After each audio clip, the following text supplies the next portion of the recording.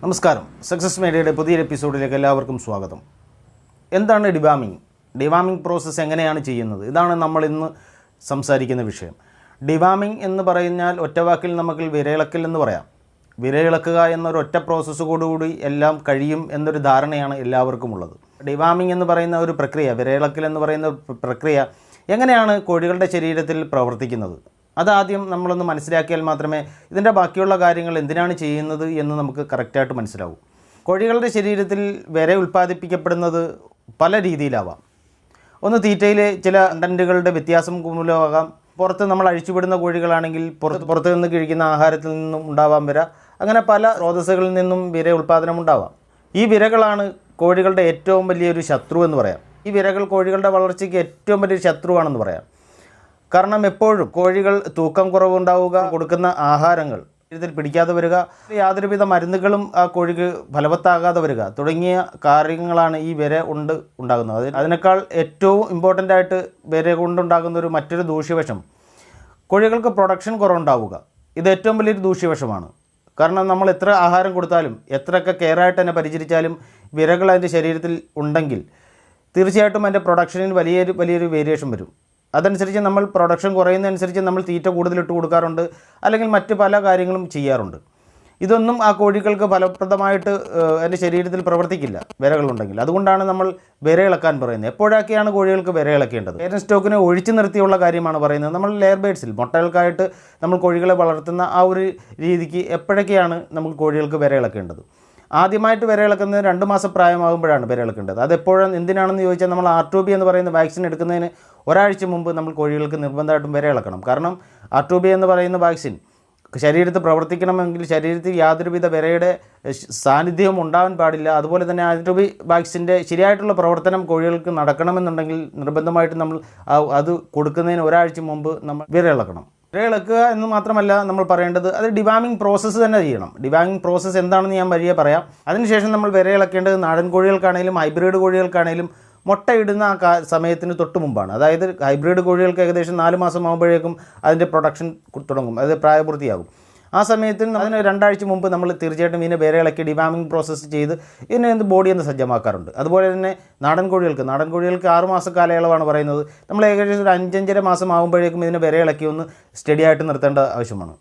അതുപോലെ നാടൻ കോഴികൾക്ക് എല്ലാ 6 മാസവും നമ്മൾ വിരയിളക്കൽ അത്യാവശ്യമാണ്. കാരണം നാടൻ കോഴികൾ പൊതുവേ പുറത്തു നിന്നുള്ള ആഹാര ശേഖരണമായതുകൊണ്ട് തന്നെ ഇതിൻ്റെ ശരീരത്തിൽ ധാരാളം വിരകൾ ഉണ്ടാകുവാനുള്ള സാധ്യത വളരെ കൂടുതലാണ്.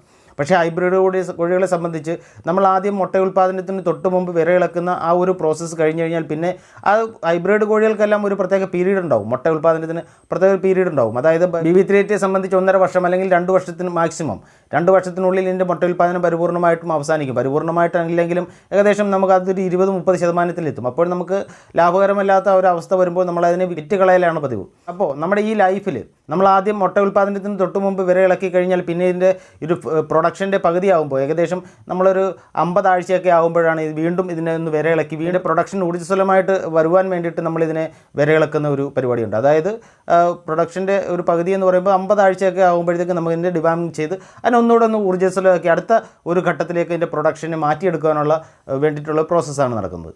പക്ഷേ നമ്മൾ നാടൻ കോഴികൾക്കും പിന്നെ നമ്മൾ പേരൻറ് സ്റ്റോക്കിനും എല്ലാ 6 മാസവും നമ്മൾ വിരയിളക്കുക എന്നൊരു പ്രോസസ്സ് നടക്കാറുണ്ട്. അതെന്ന് വെച്ചാൽ നമ്മൾ പ്രത്യുൽപാദനപരമായിട്ട് പേരൻറ് സ്റ്റോക്കിനെ നമ്മൾ എല്ലാ 6 മാസവും നമ്മൾ വിരയിളക്കുന്നതിന് പ്രത്യേകമായൊരു കാഴ്ചപ്പാടെന്ന് പറയുന്നത് അതിൻ്റെ ശരീരത്തിൽ ഏതെങ്കിലും തരത്തിൽ പ്രത്യുൽപാദനപരമായിട്ടുള്ള കാര്യങ്ങൾക്ക് വിഘാതമാകുന്ന തരത്തിൽ ഏതെങ്കിലും വിരയുടെ സാന്നിധ്യമുണ്ടെങ്കിൽ അതിനെ നിർമ്മാർജ്ജനം ചെയ്യുക എന്നൊരു ലക്ഷ്യത്തോടു കൂടിയാണ് നമ്മൾ എല്ലാ 6 മാസവും ഇതിനെ വിരയിളക്കുന്നത്. ഇങ്ങനെയാണ് ഒരു കോഴിയെ നമ്മൾ ശരിക്കും വിരയിളക്കുന്നത്. വിരയിളക്കുക എന്ന് പറയുന്നത് ചെറിയൊരു പ്രോസസ്സല്ല. വിരയിളക്കുക എന്ന് പറയുന്ന പ്രോസസ്സ് ശരിക്കും അതിൻ്റെ ഓരോ ഏരിയയും ശരീരത്തിൻ്റെ ഓരോ ഓർഗനെയും ശരിക്കും ബാധിക്കുന്ന ഒരു വിഷയമാണ് വിരയിളക്കുക എന്ന് പറയുന്നത്. നമ്മൾ മനുഷ്യർക്ക് തന്നെ നമ്മൾ ഏതെങ്കിലും ഒരു അവസരത്തിൽ നമ്മൾ വിരയിളക്കുകയോ വയറിളക്കുകയോ ഒക്കെ ചെയ്തു കഴിഞ്ഞാൽ നമ്മുടെ ആരോഗ്യത്തിൻ്റെ സ്ഥിതി എങ്ങനെയാകും? നമ്മൾ വളരെയധികം തളർച്ച അനുഭവപ്പെടാറുണ്ട്. നമുക്ക് ശരീരത്തിൽ വളരെയധികം വേദന ചില സമയങ്ങളിൽ അനുഭവപ്പെടാറുണ്ട്. വളരെയധികം ബുദ്ധിമുട്ടുകൾ അനുഭവപ്പെടാറുണ്ട്. ഈ ഒരു അവസ്ഥ തന്നെ കോഴികൾക്കും ഉണ്ടാവാറുണ്ട്. വിരയിളക്കുക എന്ന് പറയുമ്പോൾ എല്ലാ നാഡീ ഞരമ്പുകളും എല്ലാ കുടലിനും വൻകുടൽ, ചെറുകുടൽ, അതിൻ്റെ ആമാശയം തുടങ്ങിയ എല്ലാ ഭാഗങ്ങളും ക്ലീനാക്കി പോകുന്ന ഒരു പ്രോസസ്സാണ്. അതിൻ്റെ ശരിക്കും നല്ലൊരു വളരെ സ്ട്രെസ്സി ആയിട്ടുള്ളൊരു പ്രോസസ്സാണ് ഈ ഒരു വിരയിളക്കുക എന്ന് പറയുന്നൊരു പ്രോസസ്സ്.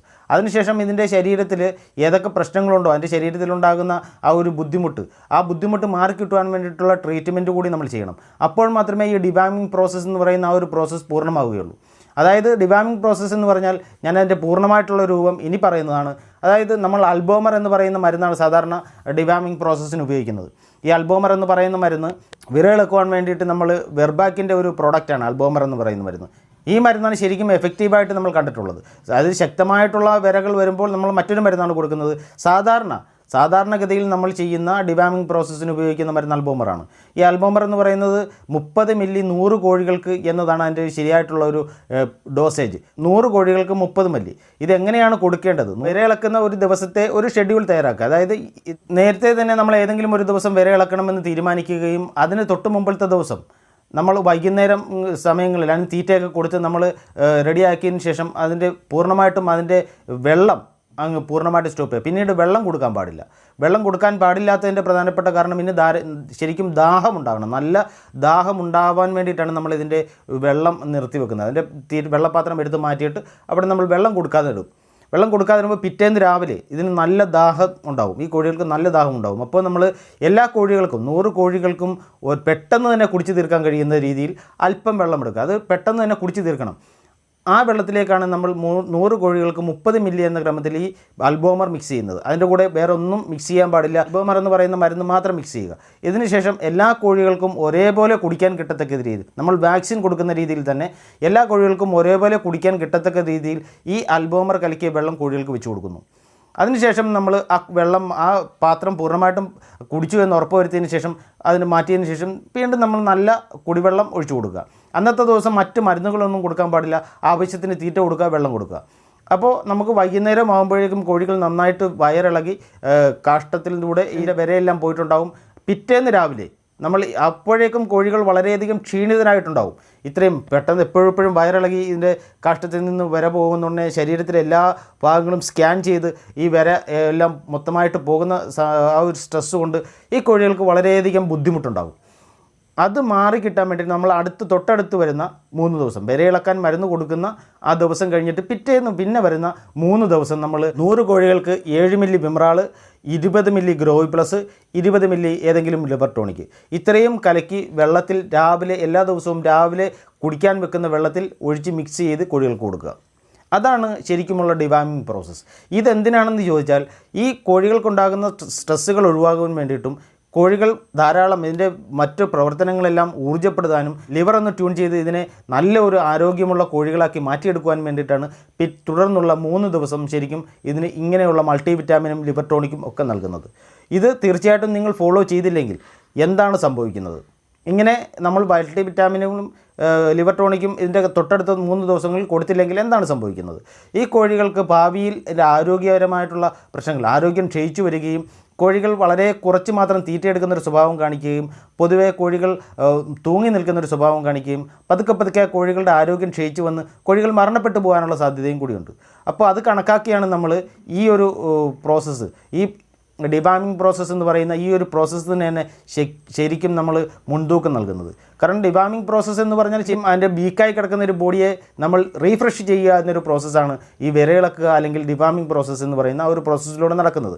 അപ്പോൾ അതിനെ റീഫ്രഷ് ചെയ്യുവാൻ വേണ്ടിയിട്ടാണ് നമ്മൾ ആദ്യം ഒന്ന് വിരയിളക്കി അതിൻ്റെ ശരീരത്തിലെ അഴുക്കുകളെല്ലാം കളഞ്ഞതിന് ശേഷം അതിൻ്റെ എല്ലാ ഓർഗനും ഒന്ന് നന്നായിട്ടൊന്ന് റീഫ്രഷ് ചെയ്യുക എന്നതാണ് ഈ ഡിവാമിംഗ് പ്രോസസ്സിൻ്റെ ടോട്ടലായിട്ടുള്ള ഒരു രീതി. ഈ വീഡിയോ വളരെയധികം മനസ്സിലായി കാണുമെന്ന് ഞാൻ വിചാരിക്കുന്നു. എന്തെങ്കിലും സംശയങ്ങളുണ്ടെങ്കിൽ നിങ്ങൾ താഴെ കമൻറ്റായി രേഖപ്പെടുത്താം.